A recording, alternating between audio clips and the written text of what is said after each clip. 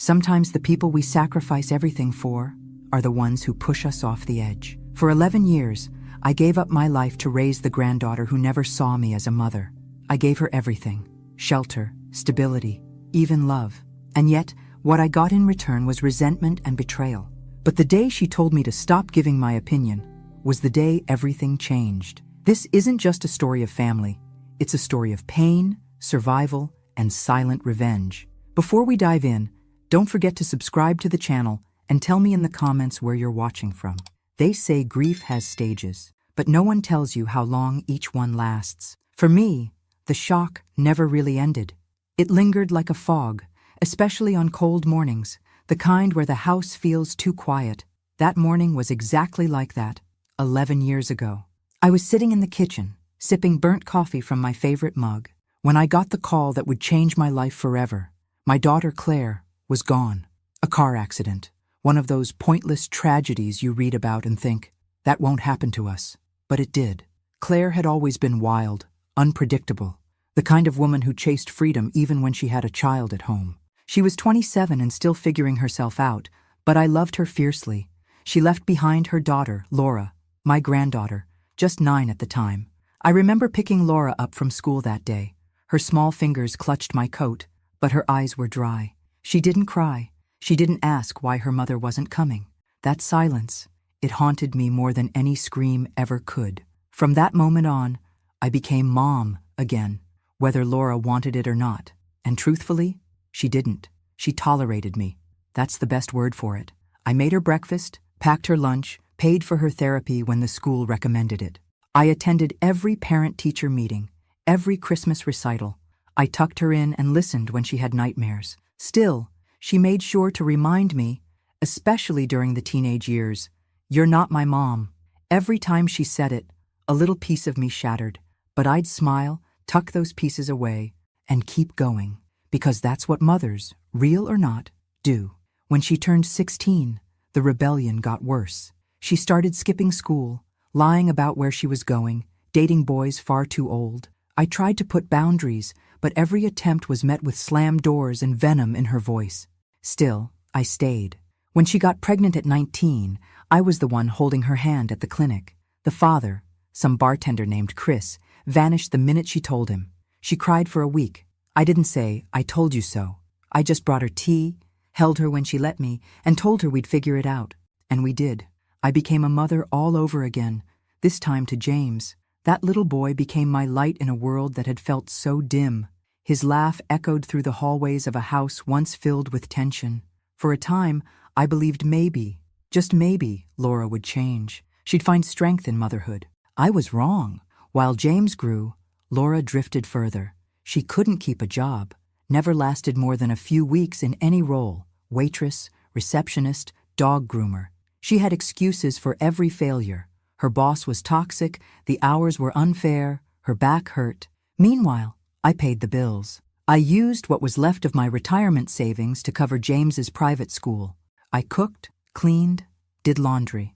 When Laura brought strangers home, men who stayed overnight, left beer cans on the porch, or worse, I said nothing. I swallowed my discomfort because rocking the boat would only make the storm worse. But even storms have breaking points. One afternoon, I picked James up from school and found out he had hit another student. It wasn't the first incident. The principal suggested therapy, said he might be reacting to instability at home.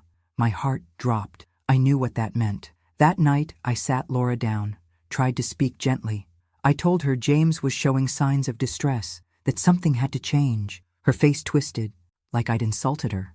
"You think you're better than me?" she spat. "You've never even been a real mom. Claire didn't turn out so great, did she?" That one cut deep. Still, I kept calm. I told her we needed to put James first, that I was willing to keep helping. But we needed rules, structure, a plan. That's when she said it. "Stop giving your opinion. You don't get to tell me how to raise my son." For a moment, everything inside me went still, not because the words surprised me, but because I realized she meant them. I stood up slowly. I didn't shout. I didn't throw a dish or cry. I simply said, "Hey." "Okay," she laughed. "Okay?" I nodded. "I won't say another word about how you raised James, but starting now, I'm done funding your lifestyle. The school tuition is ending. You have 3 months to get a job, find a place, and prepare to support your son." She stared at me like I'd slapped her. I'd never seen her so stunned. "Are you serious?" she scoffed. "Dead serious," I replied, then walked upstairs without another word. That night, I lay in bed staring at the ceiling. I'd just drawn a line I should have drawn years ago. I wasn't angry. I was done. There's a difference. I knew the next 3 months would be hard, but I also knew, for the first time in over a decade, I wasn't going to let myself be a doormat anymore. I just didn't know yet that this decision would set in motion the most devastating betrayal of my life. I expected resistance, but not denial. Not like that. The next morning, Laura acted as if nothing had happened. She poured herself coffee, scrolled on her phone, and barely acknowledged me. I sat across the table in silence, waiting, hoping, for some sign she understood what I'd said the night before. It never came. 3 days passed, then a week. No job applications, no changes. She still slept in until noon, left dirty dishes in the sink, and spent hours on the phone with that new guy, Brandon. I hadn't met him yet, but I'd heard enough. His voice was smooth, a little too polite, like he was performing kindness rather than feeling it. Laura lit up when she spoke to him, and that terrified me. James, meanwhile, seemed more irritable than usual. He'd snap when asked to do homework, rolled his eyes when spoken to. I found a drawing of his shoved under the couch, a crude sketch of a boy, alone in a room crying. I stared at it for a long time. I knew what that kind of isolation felt like. I'd lived it most of my adult life. At the end of the second week, I reminded Laura, gently, that the clock was ticking. I said, "I'm working on it," she muttered, without looking up from her phone. "Have you applied anywhere?" I asked. She shot me a look like I'd insulted her. "Why are you always on my back? I told you I'd figure it out." "You only have 10 weeks left, Laura." She stood abruptly. "Jesus, you're such a control freak." I didn't respond. There was no point. Every word I said became ammunition against me. So I started pulling back, not just financially, but emotionally. I canceled the automatic payments to James's school. I stopped paying for Laura's phone bill. I stopped buying her special snacks from the store. Small things, but symbolic. The fallout came quickly. "You canceled my cell?" she shrieked a week later. "Are you serious? I told you. I'm not funding your lifestyle anymore. How do you expect me to find a job without a phone? I'll give you a prepaid, just for interviews. Use the house number otherwise." She stormed off, slamming her door so hard a picture frame fell off the wall. That night, I heard her crying in her room. For a second, my heart softened. I almost went to her. Almost, but I didn't. Because James deserved better. And so did I. Brandon started coming around soon after. He was tall, well-groomed, always wore a button-down shirt, even on weekends. Too polished, too careful. He called me Miss Edith, which felt more like a performance than respect. His eyes were cold, but his smile never faltered. "Pleasure to finally meet you," he said, shaking my hand too firmly. "Laura's told me so much about you." I nodded, watching him closely. Likewise, they whispered in corners when they thought I wasn't listening. James clammed up whenever Brandon was around, his posture shrinking. One night, I heard them arguing in the driveway. Brandon's voice low and hard, Laura's trembling. Later she came in, eyes red. I didn't ask. I wanted to, but I didn't. I kept my promise. No opinions. Still, I started locking my bedroom door at night. As the weeks passed, the house grew heavier. Like the air was thicker, the walls closer. Laura wasn't applying to jobs. She wasn't trying. She was waiting me out, convinced I'd cave like always. But I didn't. Instead, I found peace in small routines. I took James to the park. I cleaned out the attic. I started writing again, little essays, journal entries, bits of poems I hadn't touched since Claire died. For the first time in years, I wasn't just surviving. I was reclaiming. Then, with 3 weeks left on the clock, Laura changed. She woke up early, cleaned the kitchen, made pancakes, real ones, not the frozen kind. She even apologized for being distant and asked if we could talk more. "I know I've been a mess," she said one morning, eyes glassy. "But I want to fix things. I want to be better. For James. For you." I didn't trust it. Not entirely. But I wanted to. The next day, she sat beside me on the couch and pulled out her phone. "Brandon's cousin owns a little place in Mexico. A bed and breakfast. He said we can go stay there for a few days. Just us. No stress, no pressure. I thought, maybe we could take a trip, clear the air. I blinked, stunned. A trip? Yeah, just us two. Like a reset. I want you to see how serious I am about changing. Everything in me screamed to say no, but there was something in her voice, maybe guilt, maybe desperation, that tugged at my chest. I agreed, hesitantly. I told her I'd think about it. That night, I found her crying quietly in the hallway, thinking I was asleep. It was the first time in years I saw a glimpse of the little girl I once raised, the one who used to sleep with a nightlight and ask me to read her goodnight moon 3 times in a row. And for a moment, I let myself believe we could find our way back. I just didn't know, not yet, that the trip wasn't a reset. It was a setup. The days leading up to the trip were unusually calm. Laura was different. She was up early, making breakfast before I even came downstairs. She helped James with homework, asked me about my day, even folded laundry without being asked. Every once in a while, she'd pause in the middle of a conversation and look at me, really look at me, as if trying to reach back into some long-forgotten memory of who we were before everything fell apart. I wanted to believe in that change. Brandon didn't come around as much during those days. Laura said he was working on arrangements for the trip, calling his cousin in Mexico, coordinating everything. I stayed quiet, observant. I wasn't ready to let my guard down, but the facade was convincing, too convincing. The morning we were supposed to leave, Laura seemed nervous. She double-checked our passports, repacked her bag twice, asked me if I felt okay, like she was walking on eggshells but smiling through it. At the airport, Brandon was waiting to see us off. He hugged Laura longer than necessary, whispered something in her ear that made her nod quickly, eyes wide. Then he turned to me and said, "Have a great time, Miss Edith. You deserve it." Something about the way he said that unsettled me. I didn't sleep much on the flight. My body never fully relaxed, and when we landed, I felt an ache I couldn't name, something between dread and instinct. The so-called Posada wasn't what I expected. It was quiet, tucked behind high stucco walls with a wrought iron gate, the kind of place that looked peaceful from the outside but too still, too empty. The staff greeted us in Spanish and broken English, overly friendly, smiles too tight. I tried to shake the discomfort, told myself I was being paranoid, that my past had made me suspicious of anything that looked like peace. Laura kept smiling. "They said we can relax here, disconnect, no stress." She wasn't wrong about the disconnect. They took our phones, something about limited reception and safety protocol. I hesitated, but Laura assured me she'd asked for it. So we're not tempted to check email or get distracted. Something didn't sit right. Later that evening, I asked to walk outside the property, stretch my legs. They said no.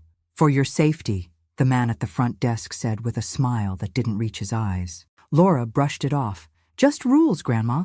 Probably local crime or something." By the second day, they asked me to attend a wellness consultation. I assumed it was part of the retreat experience. When I got there, the woman behind the desk pulled out a file with my name on it. That was the first real red flag. The folder had my birth certificate, medical records I didn't recognize, and a signed form, allegedly from me, requesting voluntary admittance for psychological care. I stared at it, heart pounding. "This isn't mine," I said, my voice cold. The woman looked at me, unfazed. "You've been under stress. Sometimes memory lapses are common." I stood up, trying to leave, but the door was already shut, locked. That night, they moved me to a different room, smaller, bars on the window, a nurse outside the door. I didn't see Laura again. The days that followed blurred together. They drugged me, not heavily, but enough to keep me off balance. I learned to swallow water, but hide the pills in the corner of my cheek. I pretended to be groggy, cooperative. I smiled when they watched and kept quiet when they asked questions. But inside, I was screaming. They told me I'd been confused, that I'd suffered from delusions, that I'd signed documents voluntarily in the US before leaving. They showed me photocopies of signatures that looked like mine, talked about episodes, memory impairment, paranoia. I realized then what they were doing. They weren't trying to help me. They were trying to erase me. Back home I had assets. A house, retirement funds, a small investment account Claire had left in my name when she passed, and all of it could be accessed by a power of attorney. If I were declared mentally unfit, all they needed was the right paperwork and my signature. And I knew Laura and Brandon were behind it. That realization broke something inside me, but not in the way they wanted. It didn't weaken me. It set me on fire. I bided my time.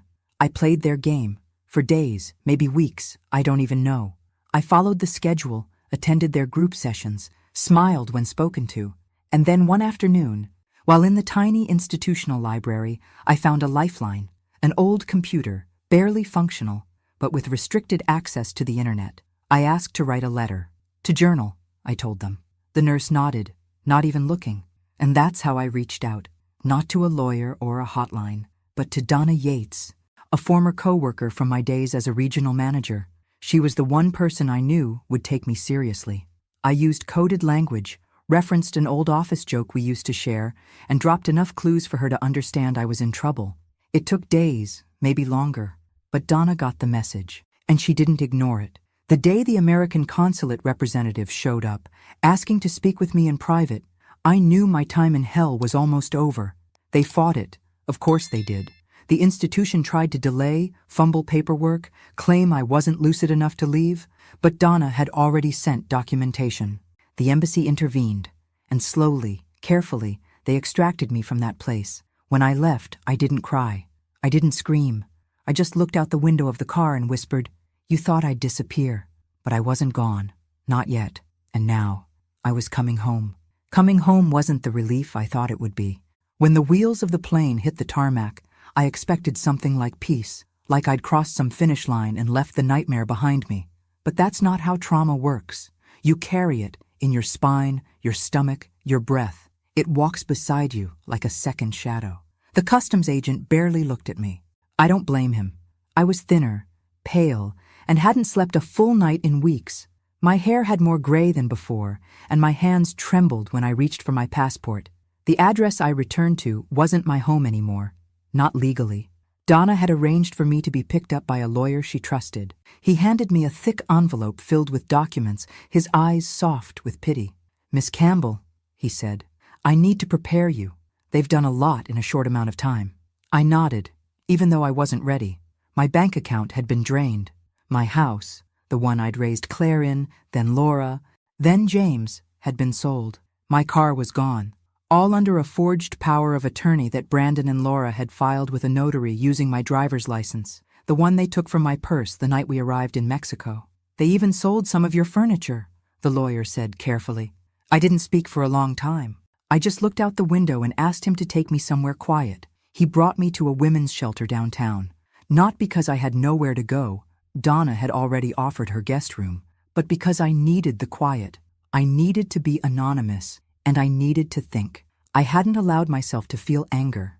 Not fully. In Mexico, I had focused on survival. Now, in that tiny room with a stained ceiling fan and a cot that creaked when I exhaled, I let it in. I cried for Claire. I cried for James. And then I cried for myself. Not because I was broke, but because everything I had sacrificed, every compromise I'd made to keep Laura afloat, to protect her from the world, had been used as a weapon against me.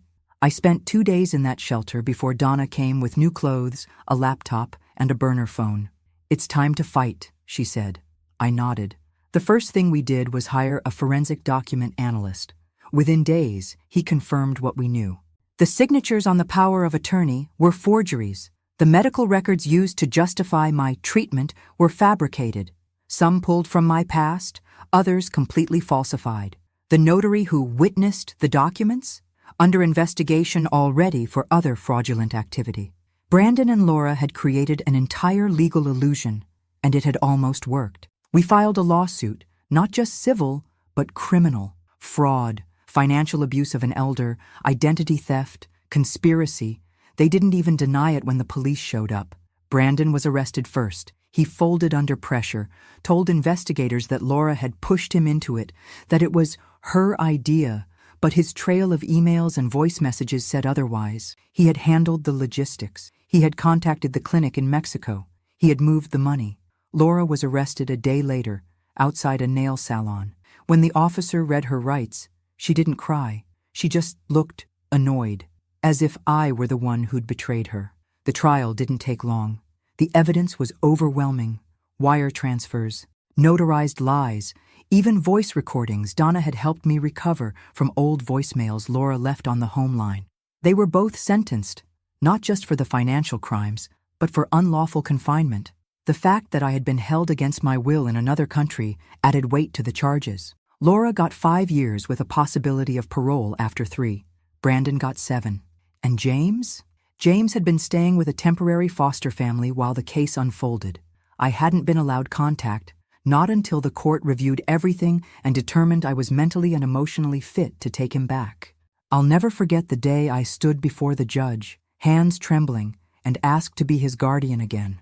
I brought everything: old report cards, photos, notes from his teachers, letters he wrote to me when he was little. I even brought the stuffed bear he'd slept with until age 6. I don't want to replace his mother, I said, but I want to give him something she couldn't: safety, stability, and love that doesn't come with a price. The judge granted me full custody that afternoon, and just like that, I was a mother again. James was quiet when he came home. He didn't ask questions. He just hugged me, hard and long, and whispered, "I missed you." I didn't let go for a long time. We started fresh, in a smaller house in a different part of town. I bought secondhand furniture, clipped coupons, learned to stretch $1 the way I hadn't done in decades. It didn't matter, because I had him. Every morning, he'd sit across from me at the kitchen table, the same table where Laura once sat, eyes cold, and smile through a mouthful of cereal. And every night, I tucked him in with the same words I'd once whispered to Claire. "I'm here. I've got you.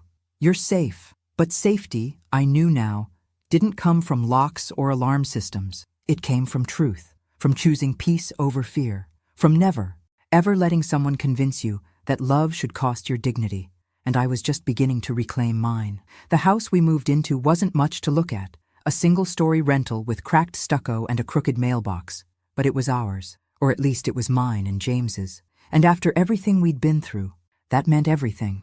There was a lemon tree in the backyard that reminded me of my childhood in California.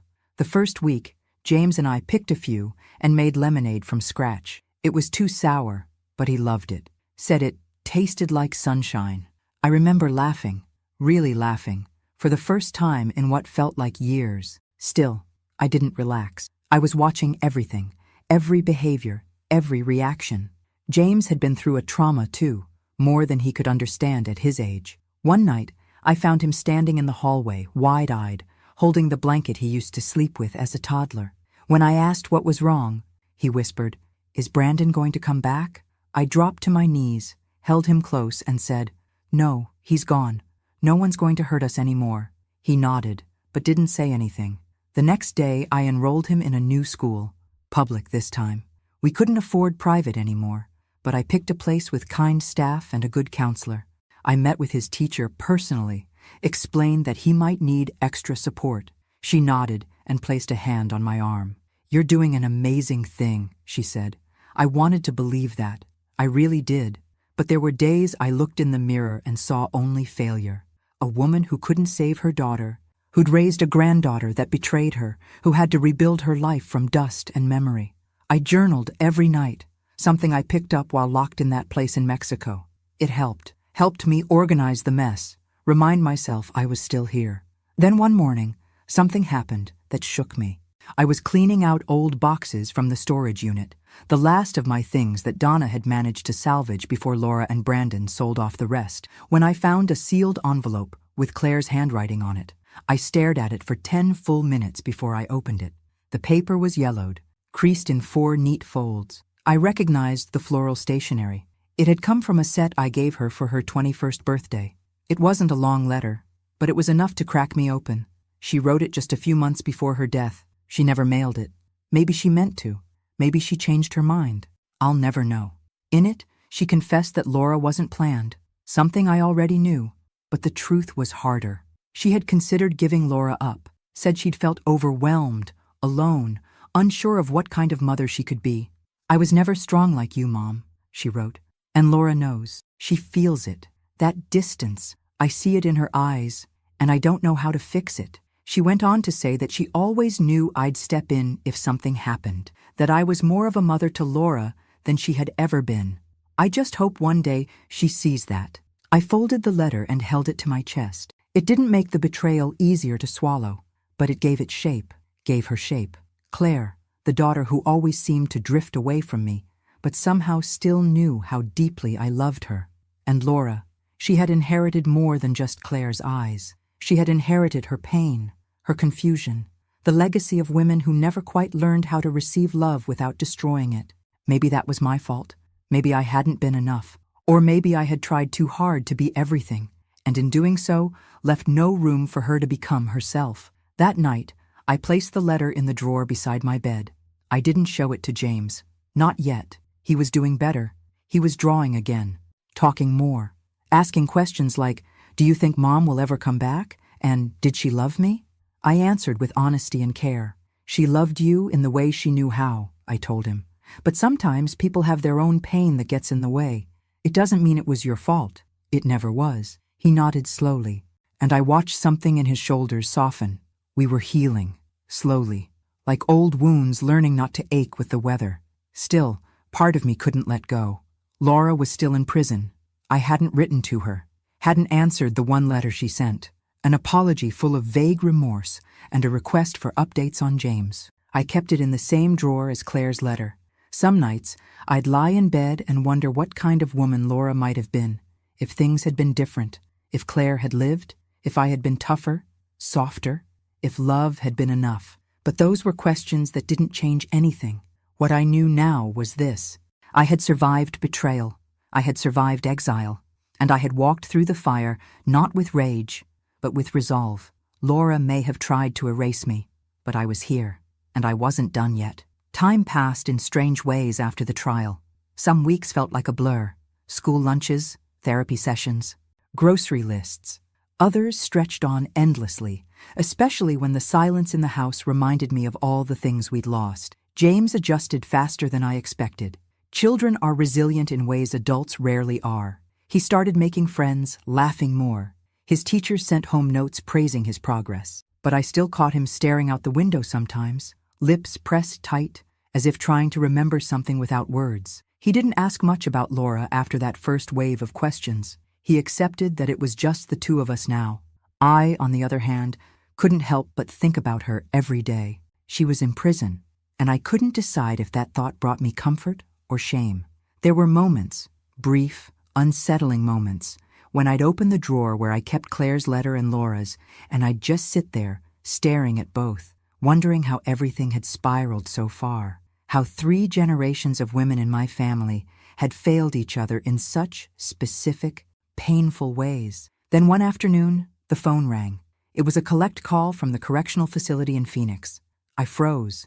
James was upstairs. I stared at the receiver until the operator repeated, "Will you accept the charges?" I said yes. Laura's voice cracked as soon as she said, "Grandma?"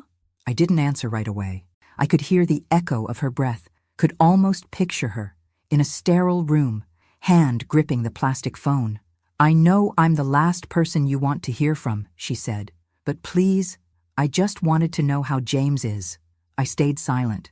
"I think about him every day," she continued. "I know I don't deserve anything, but I needed to call, just to say I'm sorry." There it was again, that same remorse from her letter. Careful, measured. It didn't feel rehearsed, but it didn't feel whole either. "You didn't just hurt me, Laura," I said quietly. "You tried to erase me." "I know," she whispered. "I was desperate. I was stupid." Brandon made it all sound so easy, like no one would get hurt. I let out a short, bitter laugh. "You really believed that?" "No," she admitted. "But I wanted to." The line went silent for a moment. "I didn't know how to be a mother," she said. "I barely knew how to be a person, and I hated that you were better at it than me." There it was, the truth I'd waited so long to hear. Not a justification, just pain. "I'm not calling to ask for forgiveness," she said. "I just wanted to hear your voice, that's all." I didn't tell her that I had Claire's letter, that her mother had written something almost identical years before her death, that this cycle of abandonment and resentment had been looping long before Laura ever picked up a pen, or Brandon ever whispered his poisonous ideas into her ear. Instead, I said, "James is safe. He's happy. He's okay." She cried then. Soft, muffled sobs. I didn't join her. "I'll write if that's okay," she said. "I'll read it," I replied. No promises beyond that. When the call ended, I stood in the kitchen for a long time, the silence of the house pressing in around me. Later that night, I sat with James on the couch, a movie playing softly in the background. He leaned into me, his head resting on my shoulder, and I ran my fingers through his hair like I used to when he was little. He didn't know about the call, not yet, but I knew one day I'd tell him the truth, all of it. He deserved that much. We were building something together, something honest and new, and I wasn't going to let the ghosts of our past haunt us into silence again. The next day, I pulled out a fresh notebook and began writing everything down. My story, Claire's, Laura's, not for pity, not for revenge, but for James, so that one day, when he was old enough to ask the hard questions, he wouldn't have to guess at the answers. He would know exactly who we were and how we survived. The first letter came 2 weeks later, postmarked from the Women's Correctional Facility, plain envelope, smudged ink. I sat with it for hours before opening it, fingers hovering over the seal like it might burn me. Inside, Laura's handwriting looked rushed, like her thoughts had come faster than the pen could follow. There was no greeting, no "Dear Grandma," just the raw start of something she probably hadn't said out loud to anyone. I've been having the same dream every night. James is standing on the porch, and I'm calling to him, but he won't come to me. He just looks past me like he doesn't see me at all, and then you walk out behind him and he runs to you. That's when I wake up. She went on to describe the prison, the noise, the cold, the gray of it all. She didn't complain, didn't beg. She wrote about a woman in her unit who'd lost custody of 3 children and never got them back. She says it gets easier, the forgetting, Laura wrote. But I don't want to forget. I deserve to remember. At the end, she asked me to tell James that she loved him. Just that. I folded the letter and placed it back in the drawer with the others. James and I were baking cookies that night. He wanted to surprise his teacher for her birthday. He cracked the eggs like a pro and dusted flour on my nose when I wasn't looking. "Grandma," he asked, licking dough from his finger, "do you think Mom's okay?" I paused, watching him. "I think she's trying to be," I said, "and sometimes that's all we can do." He nodded and went back to decorating. I didn't know how much to tell him. What was too much? What was not enough? He was 12 now, sharp, intuitive. I could see the wheels turning in his head when certain things were left unsaid. So I didn't lie, but I didn't give him everything either. Not yet. That weekend, I brought out an old box from the attic, one of the few things that survived Laura's purge of my belongings. Inside were photos from Claire's childhood, her college years, the baby shower I'd thrown when Laura was born. James sat beside me, curious. "Who's that?" he asked, pointing to a picture of Claire, laughing with a milkshake in one hand and sunglasses too big for her face. "That's your mom's mom, my daughter. She looks like Mom." "She does." He was quiet for a moment. "Did she make mistakes too?" I looked at him, startled by the weight of the question. "Yes," I said. "We all did. But she loved you before you were even born. She just didn't always know how to show it." He nodded slowly, then reached into the box again. "What's this?" he asked, holding up a small stuffed animal, a lion with one button eye. "That," I said, smiling, "was your mom's favorite toy when she was your age. She called him Mr. Brave." He held it gently, like it might fall apart in his hands. That night, he asked if he could keep it in his room. I said yes. The next few months passed without much change. Laura wrote every couple of weeks, sometimes pages, sometimes just a single line, always thoughtful, never asking for anything. I didn't write back, not yet, but I read every word. I was still angry, still hurt, but slowly, something inside me was softening, not forgetting, never that, but bending in a way that let me breathe again. Then, one spring afternoon, I received a letter not from Laura, but from her caseworker. She'd been accepted into a re-entry program for early release. With good behavior, counseling, and completion of her vocational training, she'd be eligible for parole in 6 months. I sat with that news like it was a stone in my lap. Could I face her again? Could James? Would she walk through the door and expect forgiveness? A family dinner? Her son? The idea sent a chill through me. I spent the evening pacing, called Donna, who said exactly what I needed to hear. "You don't owe her anything," she said. "But maybe, just maybe, there's something bigger at work here, something generational that needs to end." She was right. I pulled out my journal that night and wrote a single sentence at the top of the page. "I am the last woman in this line who will carry this pain." And then I started writing the hardest letter of my life, to Laura, not for reconciliation, not for peace, but to set the terms, the boundaries, and maybe, just maybe, the beginning of something new. I didn't sleep the night I mailed the letter. It wasn't long, just 3 pages, handwritten. The first was truth, my truth, not sugar-coated. I told Laura how deeply she had wounded me, that her betrayal wasn't just financial, it was emotional, ancestral. She had dragged the weight of our family's generational silence into a whole new darkness, and she had done it with her eyes wide open. The second page was history.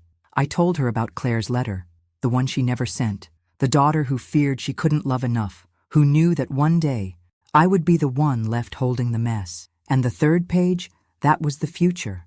I told her James was doing well, that he was growing into a young man with a soft heart and sharp eyes. I told her he was asking questions and that I was answering them, honestly, gently, with care. I told her that I wasn't promising forgiveness. That I hadn't forgotten, but I was willing to talk, if, and only if, she understood that this time it would be on my terms. 2 weeks passed, then 3. Then one Tuesday morning, while James was at school and I was folding laundry, the phone rang. It was her caseworker. "She received your letter," the woman said. She cried. She started attending trauma-focused therapy sessions in the facility. She's working through it. I swallowed hard. "Has she asked to see me?" "No. She said she doesn't want to push. She's waiting for you." That stopped me cold, because for the first time in years, Laura wasn't demanding anything. She wasn't manipulating or pleading. She was waiting. And that was new. Over the next months, we exchanged letters, carefully, cautiously. There were no declarations of love, no sudden breakthroughs, but there was honesty. There were memories, sometimes shared, sometimes corrected, sometimes mourned. She told me about her cellmate, a woman who taught her how to knit. She told me she'd started volunteering in the prison library, helping women write resumes. She said she had read Claire's letter 10 times and kept it tucked in her Bible. I told her about James's art project, the one where he painted a family tree and asked if he should include her. I told her I said yes, because no matter what she'd done, she was still his mother. And then, one day, the call came. "Edith," the caseworker said, "Laura's been granted early release." I felt the air leave my lungs. She's eligible for the re-entry program in 6 weeks. She'll live in transitional housing, have a job placement and weekly counseling. It's structured, supervised. I nodded, even though the woman couldn't see me. "I'm not ready to see her," I said. "That's okay. I need time." "That's okay, too." James noticed my quiet that night. We were sitting on the porch, him with a book, me with a blanket over my legs, the spring air still holding a chill. "Is it Mom?" he asked. I looked at him, surprised. He shrugged. "You get that face when you think about her." I smiled sadly. "She's getting out soon." He didn't react right away. "Will I see her?" "That's up to you." He was quiet for a long time. Then he said something I'll never forget. I want to know if she's sorry. Like, really sorry. Not just sorry I got caught." I nodded. "That's fair." He looked up at me. "Will you protect me, if she's not?" My throat tightened. "Always." 6 weeks passed. I didn't go to pick her up. The re-entry center handled that. She didn't ask me to come. We'd agreed, slowly, silently, to move forward one conversation at a time. The first time we saw each other again wasn't some dramatic reunion. It was a supervised visit at a neutral office. She walked in wearing plain jeans, a gray sweater, her hair longer, darker than before. Her eyes, those sharp, restless eyes, were quieter now. She didn't try to hug me. She just sat down across from me and said, "Thank you for giving me this chance." I looked at her, this grown woman who had once been a screaming teenager, then a distant mother, then a stranger. And I said, "I didn't do it for you." She nodded. "I know. You did it for James." And for the first time, I believed she meant it. We met twice more over the next month, talked about boundaries, about expectations, about time. She didn't push. She didn't beg. Then she asked if James would be willing to see her. I told her I'd ask. When I brought it up to him, he sat with it for a few days. He didn't rush. And when he finally said yes, I could tell it was something he'd decided on his own. I set the meeting at the same neutral location. Laura arrived early. She looked nervous. James walked in, shoulders tense, hands fidgeting in his pockets. She stood when she saw him, but didn't move. "Hi," she said. her voice cracking. "Hi," he replied, his face unreadable. "I'm sorry," she whispered. He nodded. Then he pulled something from his backpack, a drawing he'd made. It was a tree, just like the one from his school project. But this time it had roots, deep, tangled, messy roots, and 3 figures standing at the base. A boy, a woman, and another woman, a little apart, but still there. James pointed. "That's you," he said. "Not perfect, but still part of it." Laura cried, and I didn't stop her. Because healing, I realized, doesn't come all at once. It comes like a soft knock at a locked door. And this time, we were ready to open it. Just a crack. After that first meeting, things moved slowly, and that was exactly how I wanted it. Laura stayed in the transitional housing program. She worked part-time at a community bookstore and attended her required therapy sessions. She didn't ask to see James again right away.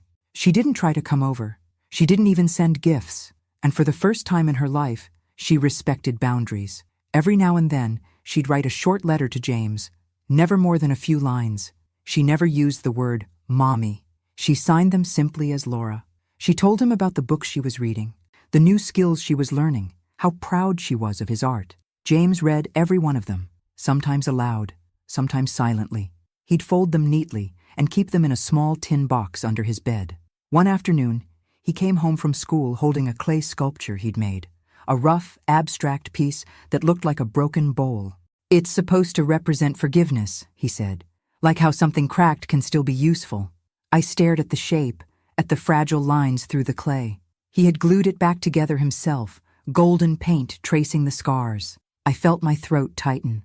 That boy, my boy, had more wisdom in him than most grown men I'd met in my life. We didn't talk much about Laura after that. Not in detail. He didn't ask, and I didn't offer. I think we both knew that some things were better handled in pieces, not all at once. But a few months later, just before his 13th birthday, he asked a question that caught me off guard. "Can we invite her? Just for cake?" I didn't answer right away. My instinct was to say no, to protect him, to protect me. But I looked into his eyes, wide, steady, and I knew this wasn't about her. It was about him. He needed this, so I said yes. I called Laura myself, told her the invitation was limited. 1 hour, just the 3 of us, at our house. No surprises, no gifts, no speeches. She agreed without hesitation. She arrived early, standing at the edge of the driveway, holding nothing but a small notebook in her hand. She looked smaller than I remembered, or maybe I had just grown stronger. James opened the door for her. He didn't hug her, but he smiled, and that was enough. We sat around the kitchen table eating boxed cake with too much frosting. James told her about school, about the soccer team he wanted to try out for.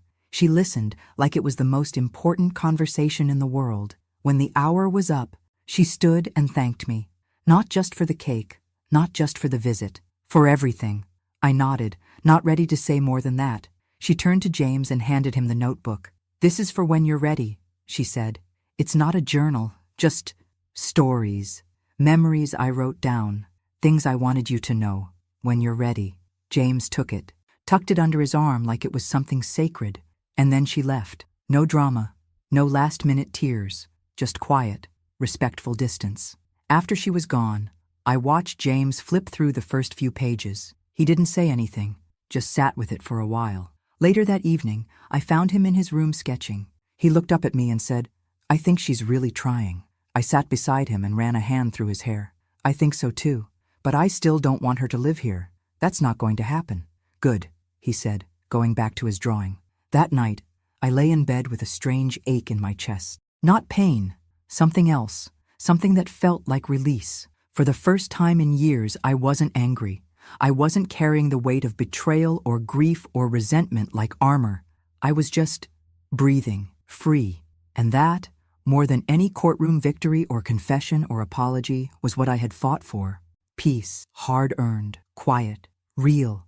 Summer arrived like a deep breath after years of holding it in. The days were longer. The light spilled into the kitchen earlier.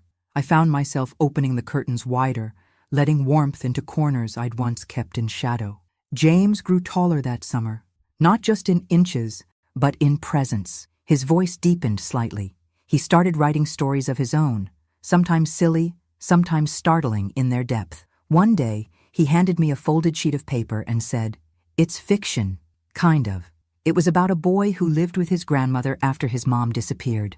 In the story, the mom didn't come back, not physically, but the boy remembered her smile. He forgave her in a dream, and he woke up with lighter shoulders. I cried in the laundry room so he wouldn't see. Laura was still in her program, still working at the bookstore. We exchanged letters maybe once a month. James wrote back on his own now. I never read what he wrote. That was their space, their rhythm. One Saturday, while cleaning out the garage, I found an old storage bin I'd forgotten about, one of the few Laura hadn't sold off. Inside were baby clothes, old tax forms, some jewelry of Claire's, and a stack of unopened envelopes marked confidential. I recognized the return address instantly, the hospital where Claire died. I sank to the floor and opened the top one with trembling fingers. It wasn't medical records. It was a letter, dated 6 weeks before the accident. My hand shook as I read the first line. Dear Mom, if you're reading this, something went wrong before I had the chance to say it myself. It was Claire's handwriting, rushed, a little messy, written on the back of hospital notepaper. She'd been sick, that much I already knew. Some chronic fatigue, unexplained dizziness. But what I didn't know, what no one ever told me, was that she'd been going through tests alone. She didn't want me to worry. Typical Claire. The letter was full of confessions. Not just medical ones, emotional ones. Raising Laura broke something in me I didn't even know could break. She came from a place in my life I've never really spoken about. A man I don't even know anymore. It wasn't love. It was desperation and guilt. I felt the floor tilt beneath me. You stepped in when I couldn't, and I never said thank you, but I watched. I saw you loving her the way I didn't know how, and I hated that I couldn't do it, but I also felt relief. Because at least someone could. She ended with something simple. If I don't make it, and if she ever becomes a mother, please help her, even if she doesn't want it, even if she pushes you away. She doesn't know how to accept love, but you do, and maybe that will be enough. I read the letter 3 times. Then I folded it, pressed it against my chest, and wept in that dusty garage until the sky turned orange. For years I thought I had failed Claire, that I hadn't done enough, that I'd loved her too hard, or maybe not enough. But this was her reaching out across time, asking me for one last favor. And I had done it, clumsily, painfully, angrily, but I had done it. I'd saved Laura, not by force, not by rescue, but by holding the line, even when it nearly broke me. That night, I showed James the letter. He read it silently. Then he looked at me and said, "She was scared." "Yes," I said, "she was. Just like Mom?" I nodded. "Do you think I'll be scared too?" I took his hand and whispered, "We all are, but you won't face it alone." He nodded and tucked the letter back into its envelope. "I want to keep it," he said, and I let him, because some truths belong to the next generation. And Claire, for all her flaws, her mistakes, her secrets, had left behind the one thing that finally set me free. A reason, a purpose, a path out of the pain. 5 years. That's how long it had been since I stood in that courtroom, watching Laura in handcuffs, her eyes empty of remorse. Now she was standing on my porch. No handcuffs, no guards. Just her, older, softer, holding a paper bag and looking like she didn't know if she should knock or turn around and disappear. James saw her first. He'd been working on a science project in the living room when the knock came. I went to the door expecting a package, maybe a neighbor, and there she was, her hair tied back, a gray sweater clinging to her thin frame, eyes filled with something I couldn't quite name. "Hi," she said. I didn't invite her in. Not right away. I stepped outside and closed the door gently behind me. "I wasn't sure if I should come," she said, "but I wanted to try." I studied her face. There were new lines, tension around her eyes, but also something I hadn't seen before. Humility, not the kind that begs, the kind that waits. "What's in the bag?" I asked. She offered it to me. "Lemon muffins. I remembered the tree you used to have. Thought maybe—" I took the bag, not out of kindness, but because it felt like a test, and I needed to see if I could hold something from her again without breaking. We stood in silence for a moment. "He's inside," I said finally. "He's not a little boy anymore." "I know," she whispered. "I've kept every letter, every school photo." I nodded, unsure of what else to say. There was no script for this moment, no roadmap. "Would you like to come in?" I asked. She looked stunned. I stepped aside, slowly, carefully. She followed, her footsteps hesitant like she was walking into sacred ground. James didn't run to her. He didn't cry or freeze. He stood still and looked at her, straight in the eyes. "Hi, Mom," he said. She swallowed hard. "Hi, baby. I'm not really a baby anymore." "I know," she said. "And I'm proud of who you've become." They stood there, not touching, just taking each other in. "I've got a lot to say," she whispered. "I know," he replied. "I'm ready to listen, but I might not be ready to forgive everything yet." "You don't have to," she said. "You never have to." And that was the moment I knew something had changed. We sat together at the table, the same one where so much had been broken. This time, there were no expectations, no pleas, just cautious, human connection.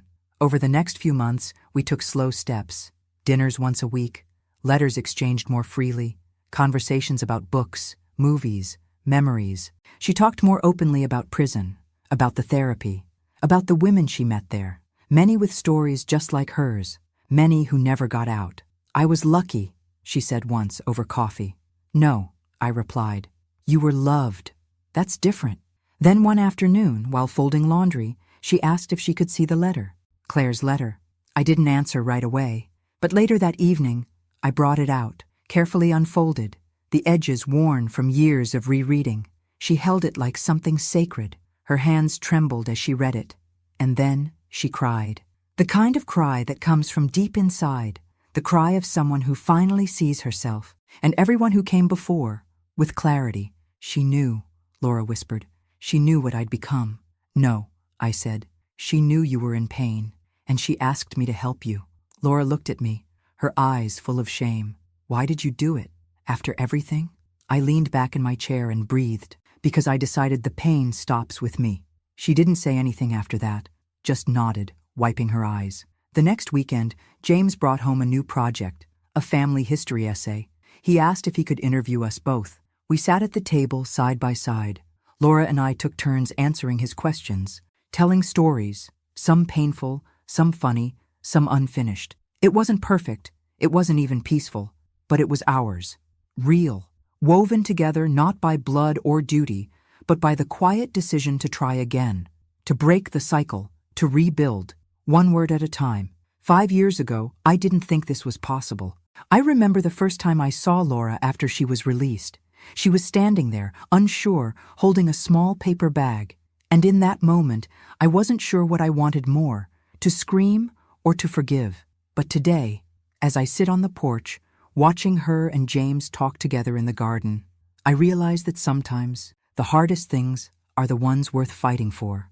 The sky is warm, tinged with orange and pink as the sun begins to set. The air carries the faintest smell of jasmine from the neighbor's yard. James is laughing, the sound so full of ease that it catches me by surprise. The boy I feared would carry his mother's pain forever, the boy who had built walls around his heart, is now standing beside her, open and curious, his face lit with something close to hope. I can hardly believe it. Laura has changed, not in grand, dramatic ways, not in ways that would make a movie script, but in the quiet, powerful way that true change happens, through consistency, through pain, through time. And I have too. It wasn't just that I'd learned how to forgive her, it was that I'd learned how to forgive myself. For the years I spent holding her mistakes like shackles around my own heart, for the time I spent thinking I wasn't enough, but I was enough. And perhaps most importantly, I was free. I didn't carry the weight of her mistakes anymore. I didn't carry the weight of Claire's guilt. I carried my own choices, and that was something I could live with. Laura sits beside me now, her hands folded in her lap, as she watches James and I talk about his next project. It's strange, how natural it feels, how easy it's become. There's a softness in the way she looks at me now, not with resentment or anger, but with quiet appreciation. "I never thought I'd be sitting here like this," she says quietly. "Not with you, not with him." I glance at James, who's showing me a drawing of a tree he's been working on for school. "You're part of the roots now," he says, pointing to the trunk. "Maybe we both are," I say, my voice thick with emotion. "You're both still part of the family, just different." Laura nods. "I don't deserve this," but I'm going to show you that I can be better. I'm going to do whatever it takes to show him, and you, that I can try." I smile gently, reaching out to squeeze her hand. I already see it. The sun dips lower, casting long shadows on the porch. There's a peacefulness in the air now, a peace I never thought possible after everything that had happened. I look at James again, his eyes bright with laughter and love. He's not the same boy I once worried about, and maybe, in a way, neither am I. "I'm proud of you," I tell Laura. "You've come a long way." She swallows hard, blinking away a tear. "I've got a long way to go, but I'm willing to walk it." I nod, knowing that's all any of us can do. Take one step at a time. James's voice cuts through the moment. "Mom, Grandma, look, I've finished the family tree." Laura and I both stand, walking over to the table where he's spread out his project. The tree is drawn in vibrant colors, branches reaching wide, leaves filled with names. At the bottom, just beneath our names, is a single, bold line. "Roots," James says, grinning. "Roots that are still growing." Laura and I stand together, looking down at the drawing. It's messy in parts. Some of the branches are bent, some of the names are crooked, but there it is, our family, woven together in a way that none of us could have predicted. And, for the first time in a long time, I don't think about the past. I don't think about the mistakes. I don't think about the pain. I just think about the future we're going to build, together. And as the sun finally sets, I realize that, just like the roots in James's drawing, we are all still growing. And maybe, for the first time, we're finally growing in the right direction. Thanks for listening. Don't forget to subscribe and feel free to share your story in the comments. Your voice matters.